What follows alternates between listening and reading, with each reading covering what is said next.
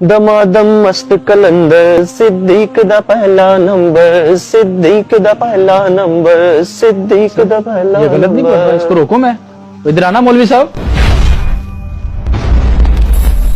जी भाईजान। मौलवी साहब अभी जो आप पढ़ रहे थे ये बिल्कुल गलत पढ़ रहे हो आप। नहीं नहीं, मैं बिल्कुल ठीक पढ़ रहा हूँ, आपको उसमें क्या गलत लग रहा है? यही जो आप पढ़ रहे हो कि सिद्दीक का पहला नंबर ये गलत है। पहला नंबर तो मौला अली का है। आपने वो कवाली नहीं सुनी, दमादम मस्त कलंदर अली दा पहला नंबर। लोग अपनी बात को साबित करने के लिए ना कुरान और हदीस से दलील देते हैं। पहला बंदा देखा है जो कवाली से दलील दे रहा है। और मेरे भाई ये तो मैंने वैसे ही एक बात की है, लेकिन अगर दलाइल की बात है तो मुझे ये बताएं, खैबर के मौके पर रसूल पाक ने ये नहीं फरमाया था कि कल मैं झंडा उसको दूंगा जिसके हाथ में अल्लाह ताला ने फतह लिखी है? तो वहाँ तो सब सहाबा थे, झंडा किसको दिया गया? मौला अली को। हाँ जी, बिल्कुल ठीक कह रहा है ये। तो क्या इससे ये साबित हो गया कि अली का पहला नंबर? मेरे भाई फिर वो हदीस कहाँ जाएगी जो नबी पाक सल्लल्लाहु ताला अलैहि वसल्लम ने फरमाया कि अगर मेरे बाद कोई नबी होता तो वो उमर होता। तो क्या यूं हजरत उमर का पहला नंबर हो गया? नहीं भाई, पहला नंबर सिद्दीक अकबर का है। हर सहाबी की अपनी फजीलत है और मैं कोई माज़अल्लाह हज़रत अली की शान में कमी नहीं कर रहा, उनका भी बड़ा मकाम है। मैं भी तो यही कह रहा हूँ, हजरत अली शेर खुदा दामाद रसूल हैं और उनको चौथे नंबर पे रखने से उनकी शान में गुस्ताखी नहीं होगी?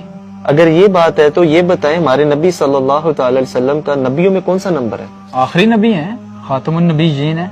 तो क्या इससे उनकी फजीलत में कोई कमी हुई है? नहीं, वो तो तमाम अंबिया के सरदार हैं, सब नबियों से अफजल हैं वो। शुक्र है आपके शुबहात खत्म हुए। अब आप सिद्दीक अकबर का पहला नंबर मानते हैं? जी जी भाई। एक मिनट असद, लेकिन भाईजान वो बागे फिदक वाला मसला, उसके बारे में आप क्या कहेंगे? बीबी को हक क्यों नहीं दिया था उन्होंने?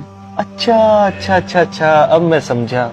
एक बुजुर्ग बिल्कुल ठीक फरमा गए थे, अल्लाह ताला उनके सदके हम पर करम फरमाए। वो फरमाते थे कि पीड़ा होर ते थकियां होर। भाईजान ये जो मसला बयान कर रहे हैं ना, मैं इस पर बहुत ज्यादा दलाइल दे सकता हूँ। क्यों ना अकली तरीके से इस मसले का हल निकाल लिया जाए। भाई तमीज से बात करो, ये क्या होता है पीड़ा और तपकियां? और जो जवाब देना तमीज से दो। मेरे भाई इतना गर्म क्यों हो रहे हैं? दे रहा हूं जवाब आपको।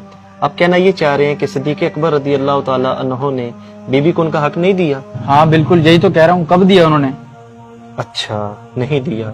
उसके बाद दौर किसका आया? फारूक आजम रदी अल्लाह ताला अन्हो का। आपने भी नहीं ना दिया? हाँ, उन्होंने भी नहीं दिया। उन्होंने भी नहीं दिया। उसके बाद दौर आया उस्मान गनी रदी अल्लाह ताला अन्हो का। उन्होंने भी नहीं ना दिया होगा? तो नहीं दिया ना उन्होंने भी। अच्छा, उन्होंने भी नहीं दिया। उसके बाद दौर आ गया हज़रत अली रदी अल्लाह ताला अन्हो का। उन्होंने दिया?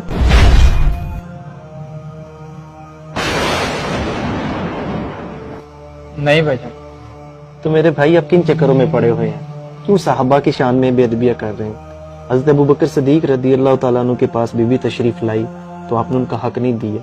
फिर फारूक आजम का दौर आया, आपने भी उनका हक नहीं दिया। फिर उस्मान गनी का भी दौर आया, आपने उनका हक नहीं दिया। मुझे ये बताएं, इस दौरान मौला अली कहाँ पर थे? क्या आपको उनकी शुजात पर, उनकी बहादुरी पर कोई शक है? क्या आप इस बात को मान सकते हैं कि हज़रत अली रदी अल्लाह ताला अन्हु के सामने कोई नाहक फैसला हो रहा हो तो आप खामोश रहें? नहीं भाई।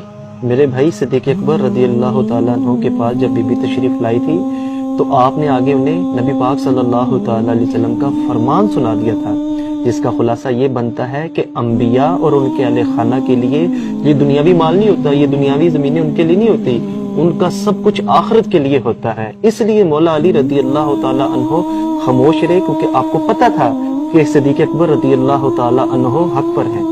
प्यारे भाई, आपने हमारे सारे शुबहात खत्म कर दिए हैं। अब मुझे किसी किस्म का कोई डाउट नहीं है और आप ठीक कह रहे हैं। इस्लाम ने जिस किसी को जो मुकाम दिया हुआ है हमें वो तस्लीम कर लेना चाहिए, अपनी मनमानियां नहीं करनी चाहिए।